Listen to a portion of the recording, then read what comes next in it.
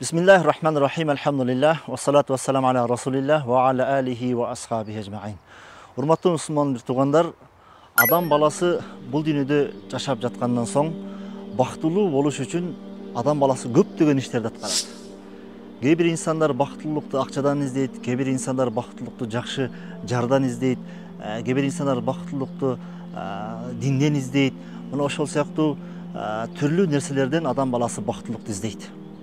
Эми урматтуу мусулман бир тууган, адам баласы бактылуу болуш үчүн туура ыймандуу болуш керек, дин менен жашаш керек. Ошол эле учурда адам баласы бактылуу болуш үчүн дагы бир нерсе өтө зарыл. Мына ушул адам баласы бактылуу болуш үчүн өзүнүн милдетин гана билсе, өзүнүн мойнунда жоопкерчилигин билсе, ошол адам баласын бактылуу болуусуна сөзсүз жетелеп барат. Адам баласынын бактылуу болуусуна сөзсүз жеткирип кое турган амал бул өзүнүн милдетин аткаруу.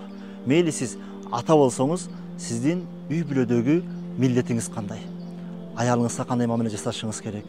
Балдарыңызга кандай талим тарбия беришиңиз керек? Аларды кантип кийинтишиңиз керек? Аларды кантип азыктандырышыңыз керек? Мына ушул өзүңүздүн милдетиңизди билсеңиз, өзүңүздүн жоопкерчилигине так болсоңуз, сиздин бактылуу болушуңузга мына ошол толук жетиштүү болот иншалла. Ошол эле учурда тескерисинче, эгерде сиз аял болсоңуз, сиздин күйөөңүздүн алдында милдетиңиз кандай? Кайната, кайненеңиздин алдында милдетиңиз кандай?